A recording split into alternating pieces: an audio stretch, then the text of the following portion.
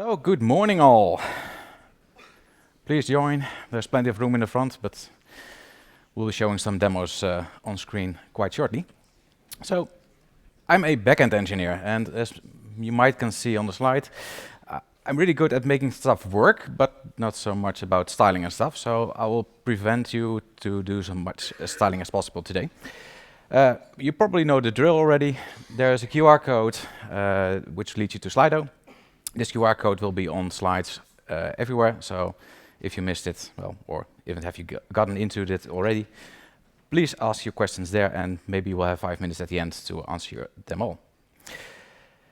So my name is Jago de Vreede. I work for Tennet, and Tennet is the high voltage grid operator in the Netherlands, and actually a part of Germany as well, and I think it's even this part of Germany that they maintain the high voltage grid network. Within Tennet, there are a lot of people working in the fields. We have around 10,000 employees. Of those, there are probably around 200, 300 developers or something like that. And in my department, System and Markets, we have around 85 Java developers. And of those 85 Java developers, we build our applications with Quarkus, and we create our front ends with Angular. That means that all the developers, Java developers, also need to know a little bit about Angular as well. Luckily, it's not that hard of a framework, but hey, let's get a feel for the audience. Who here builds sometimes or all the time some front ends? Doesn't matter which form or way. 90% of the room. Who here uses, when they're building the front ends, some JavaScript framework like Angular, Vue, React, or whatever? Okay, this is interesting. Only 60% of the hands go up. Okay. Who here likes building those front ends? Okay, it's still around 10%, I think. So maybe you guys are in the wrong room, but I will try to make this work for you as well. So for this demo, we're going to be an employee of the Meme Factory. The Meme Factory is a website where people can create their memes and download them from the website. But we are tasked to create a simple application in the backend for the internal employees only, to view which kind of memes there are and maybe edit them or whatever. So quick and dirty solution needs to be implemented. So let's go to the code a little bit, and let's see what we are working with. Let's go to IntelliJ. So we have some images, and for demo purposes, the images are stored here in this resource folder. Hands up in the backend if you can't see this. Everybody can read this? Great. So we have also some data in our database, so we have a repository and some meme image. As this is a little demo, it's just a record with an ID and a buffered image, which is a Java image, which we can work with. And we have our repository, and our repository is nothing else than just a class which holds a map of all the images. Quite simple. We load them from our resource folder, and if we go to the ID, it's just the image name, but without the extension. Quite simple. Then, of course, we have some text, which the users can enter. Of course, this also needs an ID, so let's use a UUID with some randomness. They can put some text at the upper part, they can put some text in the lower part, and of course you need an image ID, which to correlate to.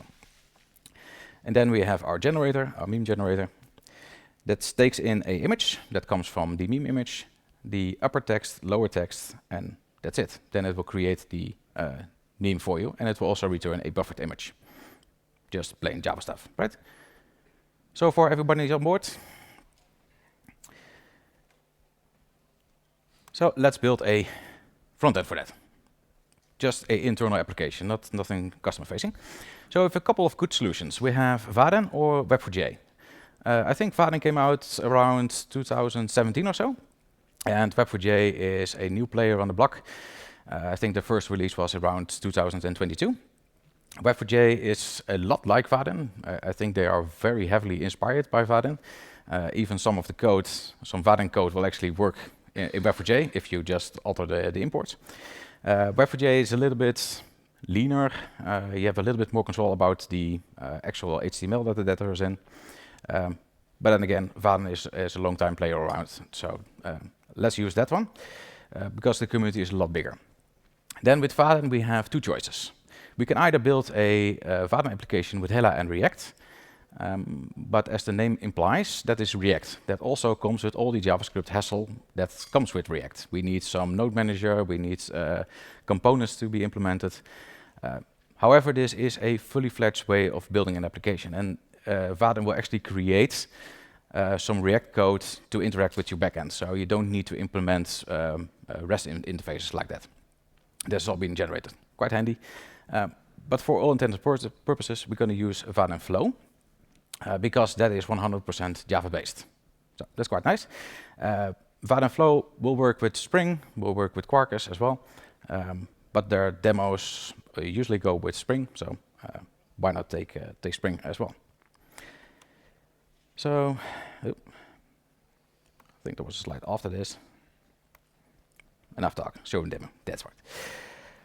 Alrighty, demo time.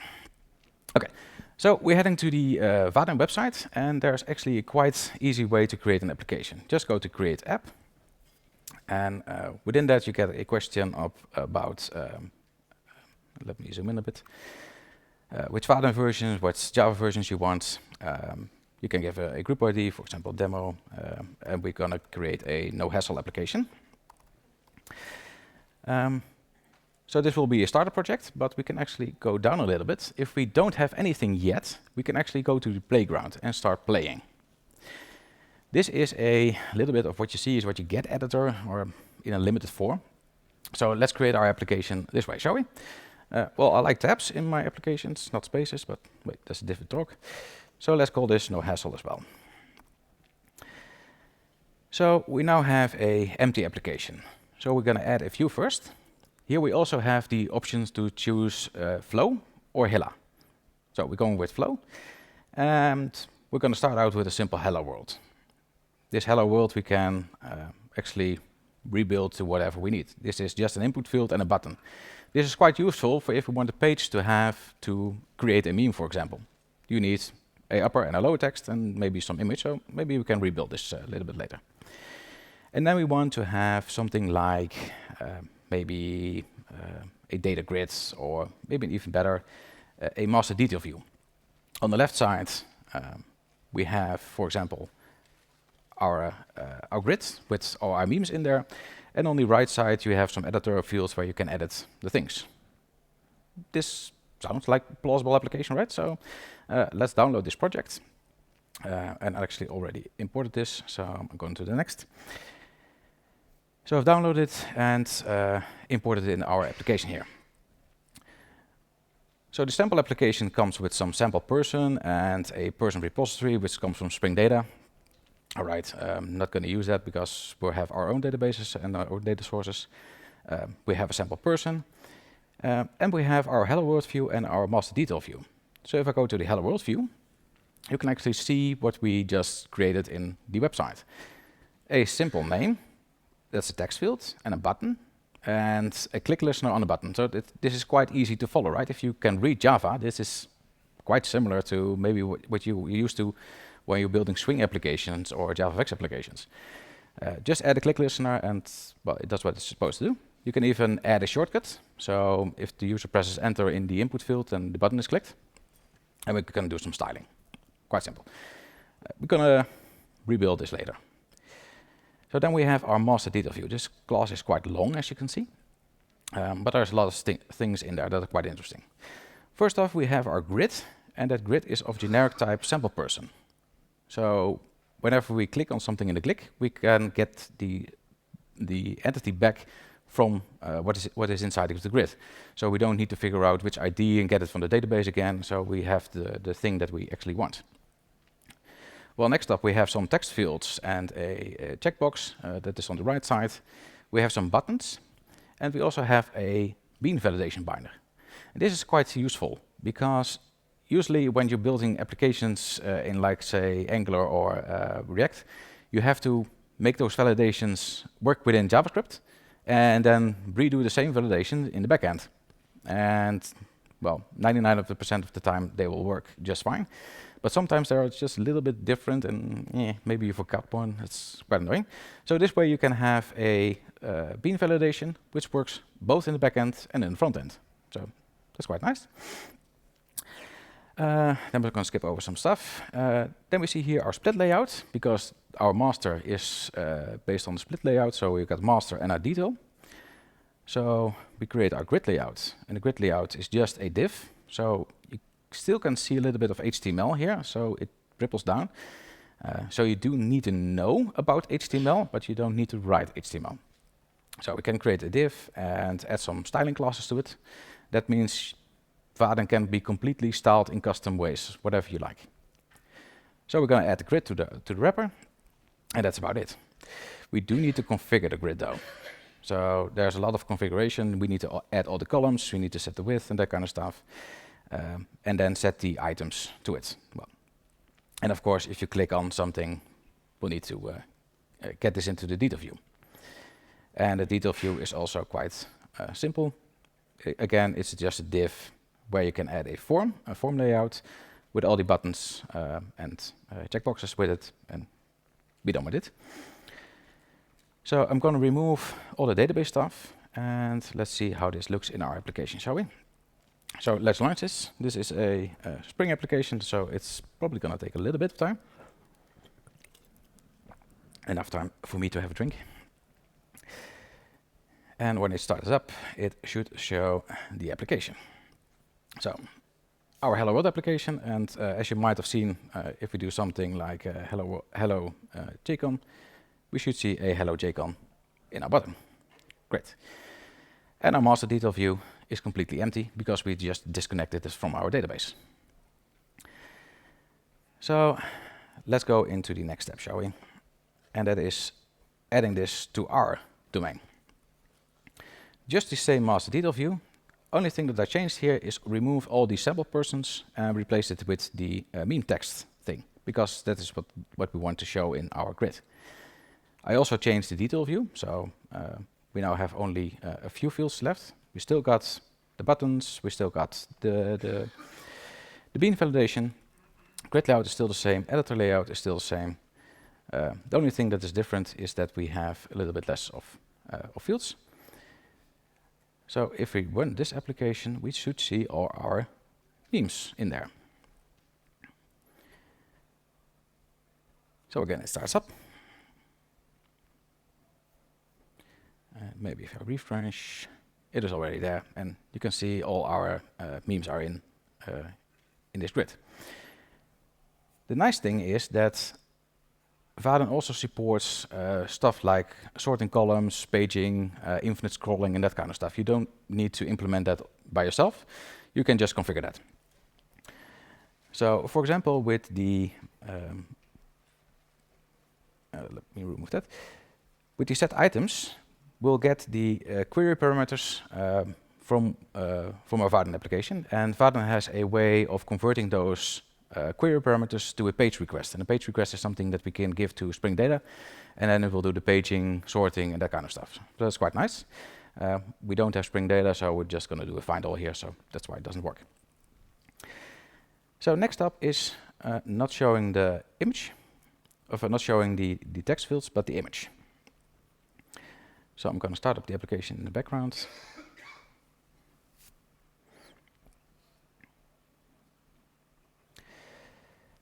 And the image is shown in the editor. So we now have a HTML image, which is the meme image. We're just going to add it to our editor div because that was already there. And then we need to add a click listener to our grid, because if something is clicked in the grid, we want to know about it, because we want to show the correct image for that. So we just get the value of the event, and that is the meme text, because it's generic. And if there's something selected, we're going to call the meme generator. We're going to use the image repository to find the correct image, which is for the correct text. And then we're going to do a little bit of hacky. We're going to convert our buffered image into a base 64 string. It will set it into the source field of our image. Because it's just an HTML image, this worked just fine. Of course, I could have created a REST endpoint that gives back a PNG, for example. We'll do that later on. So if I refresh this, it should be up and running. So if you click on something, it should be there. So this works quite nicely. So this is all fun, but I want to create my own memes, right? So let's change our hello world view. Let's close this a little bit, and let's actually do some hot reloading. So we're gonna start up our application with the hot swap agent. The hot swap agent comes from the Vaadin plugin that is open source and free to use. There is a paid version of the Vaadin plugin for IntelliJ that offers way more, but this offers a way to hot reload our application, so that's cool. So if my application is running now, we should still see hello world here. Okay, so let's change that, shall we? Not a fan of this, so let's create a var, and let's call this one upper text. And of course, we also need a lower text. Let's call this a lower text. The button is no longer say hello, but the button is something like save button. Not say hello, but save. I do like the styling here, but I don't like the button right after the image because, well, we have multiple things. So we want to change the layout to a vertical layout. So we have a horizontal layout, and guess what? We have a vertical layout as well. So we don't need that anymore. We're going to add the upper text, and we're going to add the lower text. So if I refresh this, it still says the same thing because it failed my hot swap. Great. It's a free and open source plugin, so if there's any fixes, go for it. Probably the thing is that I changed from a non-Spring Boot application to a Spring Boot application without actually refreshing Maven. IntelliJ is a little bit confused of what this is actually. So let's try again. So we have our upper text and our lower text, great. But we still need our image. So, and we need to save it as well to the database. So let's inject our meme text repository. Let's do it this way, and our meme image repository. This is not the way to do this in production, but hey, for demo purposes, this works just fine. So let's add our drop-down in here. So let's create a var image ID, for example, image ID, which is a combo box. And we have two choices, Vaadin or JavaFX. We'll get to JavaFX a little bit later in the end. By default, the combo box takes an object, but this is also generic, so we want to have a string because that's the ID of the image. So we're gonna set the items to this field, and that comes from our image repository, and we want to find all IDs and add them. Luckily, the IDs are the same as our names, otherwise we need to do some more trickery. As you can see now, we have a code changed thing here. So if I apply this, go back to my browser and refresh, it should have worked, but this is demo. It always worked. Okay. I didn't add it, that's correct. That's a good one. Let's add it here, image ID. You know what? Yeah. Am I still running in hot swap? No, I'm not in hot swap. So let's do it again. In the meanwhile, we can also save this. So we can go to the text repository and call save with a new meme text. We give it a random UUID. We give it the upper text, we give it the lower text, and of course the image ID. What's wrong here? These are just the text fields, so we should get the value of the text field, not the entire text field. So let's call get value on everything, and this should work. Then again, we should have no image ID. So let's add that. Image ID. Refresh the code, applied, and now it's there. So we can say something like, hello, Jago now. So if we save this, go to our master detail, it should say, hello, Jago, with the disaster code. What can possibly go wrong in demos, right? So let's stop this and move on to the next. So back to the slides. So that was Vaadin. That was fun. Just Java. That's quite nice. So let's do something a little bit different, shall we? Let's use HTMX. Who here have seen or heard about HTMX? I think 30%, 40% of the room. All right. So this is an example of HTMX. As the name implies, it is still HTML with some additions on it. So we do need one script tag to make this work. But that's about it. So node managers, Dino, or whatever is hot this week. So we include our script tag, and then, for example, on our button, we can do stuff like hxPost, hxTrigger, hxParameter, and hxTarget.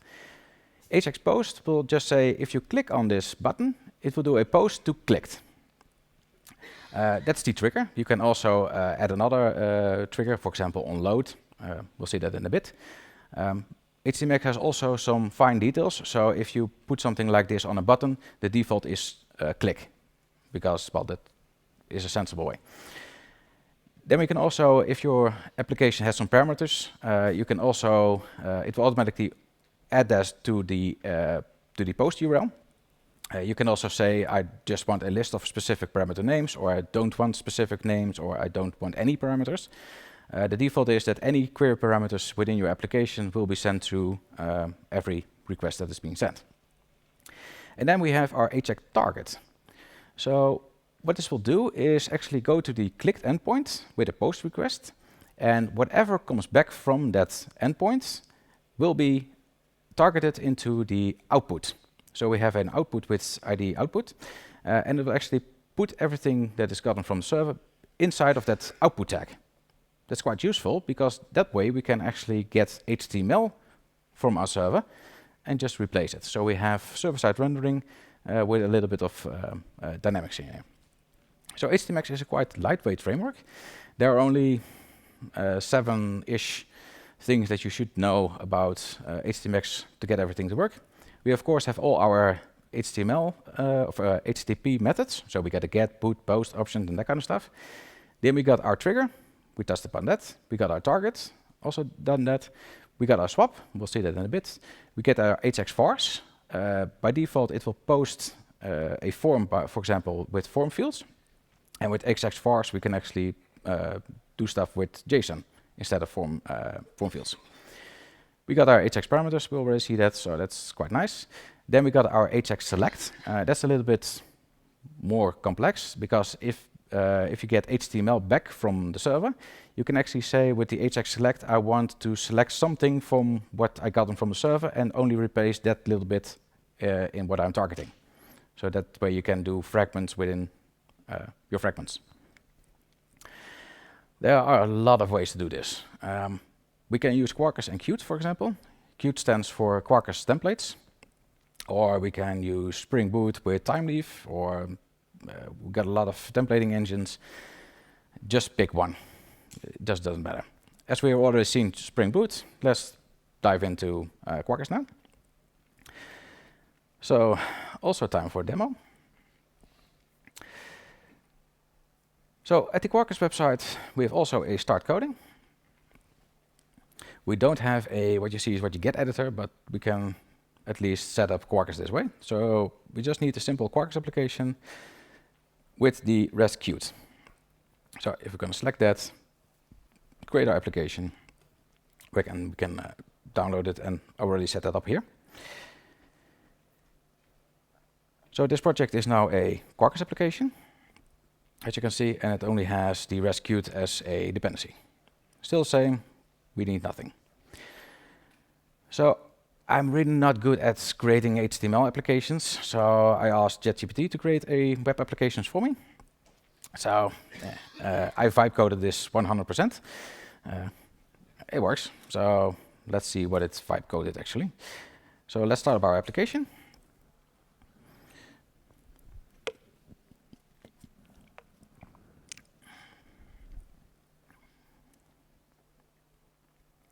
So it's up and running. It's also running at 8080. So let's go and remove this. And this is what they came up with. I told them to use Bootstrap for the styling. With Bootstrap you get also these nice tabs. In order to make those tabs switchable, you do need Bootstrap.js. But this is just some simple boilerplating. So let's make this into an HTMX application, shall we? So let's go to the next. And what I've done now is created a resource. And I have some templates. So we'll get into that in a bit. So in our tab content, so that's the browse content, so that's where the grid is, we have a table. And what we're going to do is do a HTMX on the memes endpoint. We want to trigger this when the page loads. And we're going to target this. And well, that's the default anyway, but just want to show you that. And we're going to swap the inner HTML. So that is, in this case, only some commented line. Could be empty, doesn't matter. You could also target the outer HTML, and then it will swap out the entire body. So what would it do then? It will actually load up what we got here in our memes endpoint. So this is just a JavaScript endpoint. I think you can do the same with Spring Boot, for example. And with an empty path, it will call the list all, and it will return a template instance. And we're going to give the template table the memes. So what is this then? These are checked templates. So we give it a name, and we give it an argument. And Qt will actually verify that what we're doing in our template and with the templating, that all the things should compile. So if I go to my templates, we have a table in our detail. So we're working with our table now. So we have a for loop that will iterate over those memes. And this is the parameter we just passed in. And then we're going to create for every meme a table row. And on a table row, we want to have a click that will show the image. So this will do a get to the memes with the /id, and it will target the detail view. So in our index.html, we have a ID detail view. So it will load up the details in that specific ID, and it will swap out the entire div. So it actually will load up an image. In this case, I actually created a REST endpoint that returns the image. So we have a generator image that returns a PNG as an image. So it's quite simple. So if I refresh our application, click browse, we should see all the items there, and our image is loading.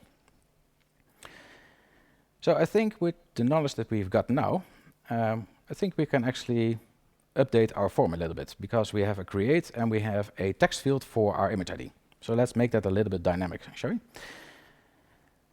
So let's remove this field and let's make a select. So I do need to know a little bit about HTML here. We want the options to be gotten from the backend. So let's leave those empty. And we're going to do a hx-get on /memes. And let's call this combo box. And we want to trigger this when we load our application, because then the field is actually loaded on when we actually interact with it. So we do this on load. This should be enough. So that means we need to add a little bit of template here. So we already got detail. So let's call this combo box as well. This will take a list of beam image. And let's call this images. Now we also need to have a REST endpoint for this. So let's use this. Let's copy paste a little bit. We need, of course, the image repository. So we're going to inject the meme image repository like that. And return the combo box.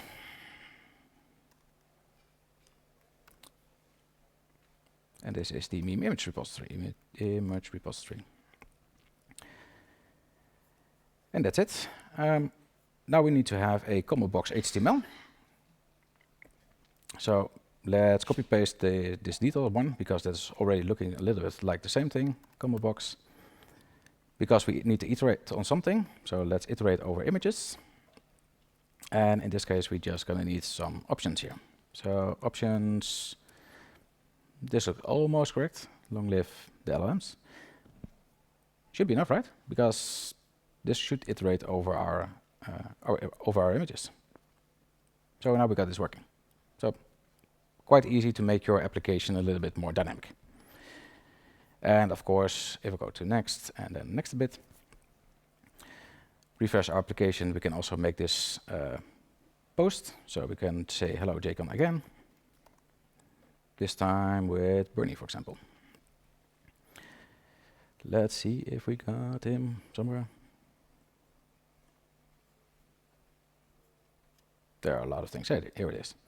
And then it's at the top. So that works as well. And how did we get this working then? We have in our index HTML, we got our form, and we just added a hx post. It will post to the same endpoint. It will trigger on submit, because it's a form. And it will replace the entire body whenever it comes back. So if we go to the resource, we have our post, which takes in form parameters. Just like what I said before, if you want to use JSON, you need the xx vars. And what I'm just going to do is redirect to the index HTML, and well, going to replace that with that. So that was HTMX. So next up is JavaFX. Who here actually uses JavaFX or has played around with it? Okay, 10%? That's quite nice. I think everybody has seen Swing. Who hasn't seen Swing?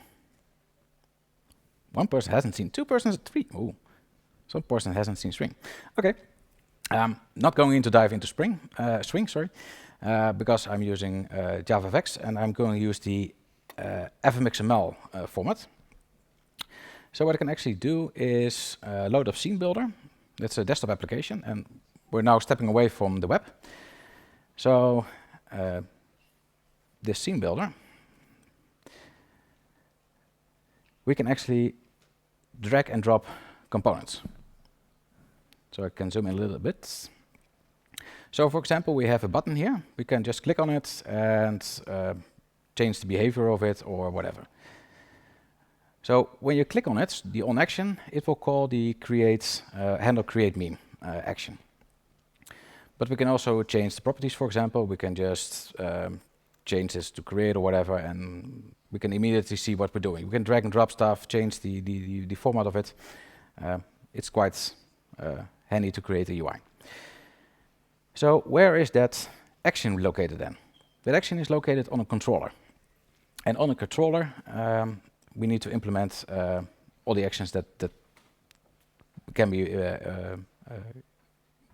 where the user can interact with. So of course we have, for example, also a ID. So for example, this lower text field, if we go to code, we also have a FX ID. And that FX ID is actually being used to inject this specific component into your controller, so you can do stuff with your component, like getting the text, for example.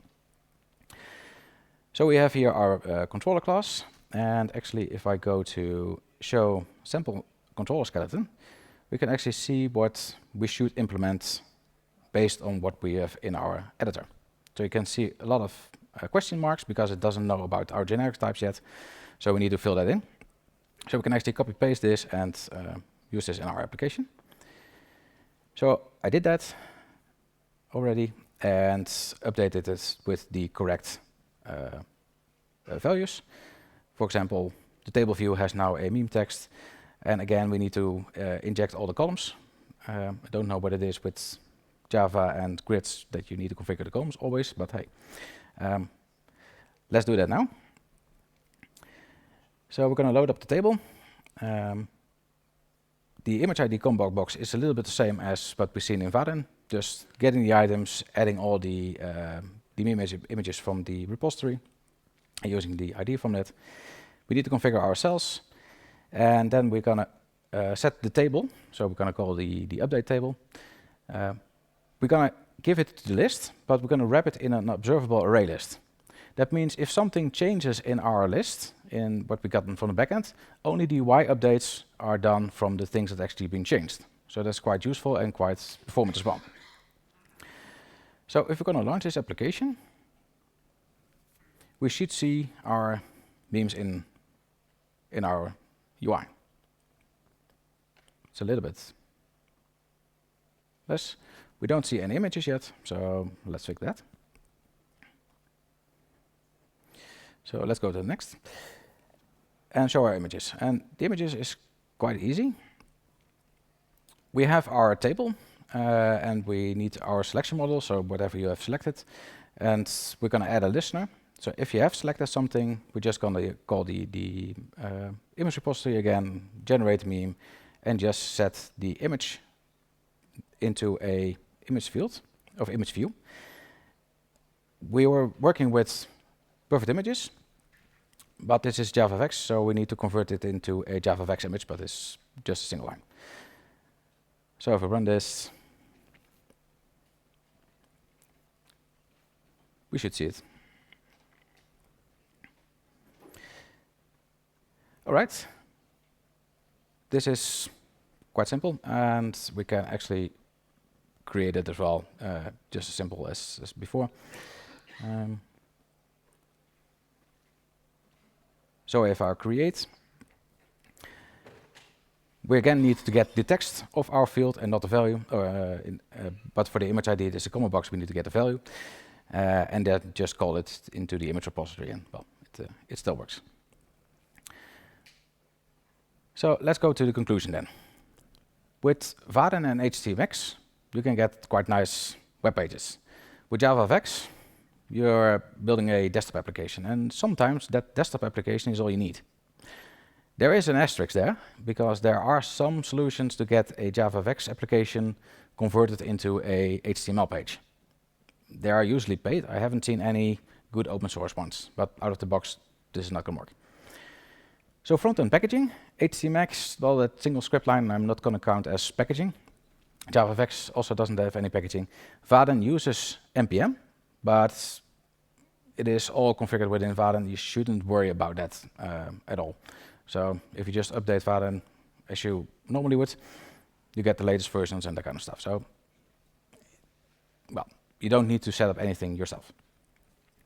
So Java only, of course, Vaadin and JavaFX are Java only. HTMX, you still need to do some HTML and CSS, but maybe some people in your organizations are quite happy to do that. So then developer tooling, Vaadin has a what you see is what you get editor also, but that's a paid product. So that's why there's an asterisk there. So if you don't want to pay, you're stuck with your IDE completions and that kind of stuff. Still good. Large language models can also help you a lot with this. So if you describe precisely what you want and how your application should look like, you should get good results with Vaadin as well. Same thing goes with HTMX. It's really good at generating HTML and good-looking CSS. So, in JavaFX, you get the scene builder. With UI flexibility, if you want to create your own components, like say, for example, a date picker that can also pick the nanoseconds, with Vaadin and JavaFX, it can be done. It is quite a hassle to do so, but not impossible. And with HTMX, well, it's just HTML, so just go for it. So that should work. Then we get our hot reloading. Vaadin works if you configure it correctly, and the free version actually works until you have a large change that will also do something with injection, that kind of stuff, and then just breaks. Don't know about the paid version. And with JavaFX, you have to restart your entire application again and again, and when your applications become bigger, can become a nightmare. So with that being said, I'm Jago de Vreede. You can find me on Blue Sky. You can find the code on GitHub, and you can find the slides at SlideShare. And if there are any questions, I'll go to Slido. If there are questions, I can go to Slido here.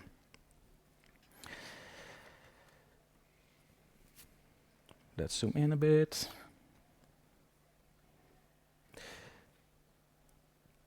Do you think that it is possible to build a pure Java frontend that's maintainable by level with respect from a backend code?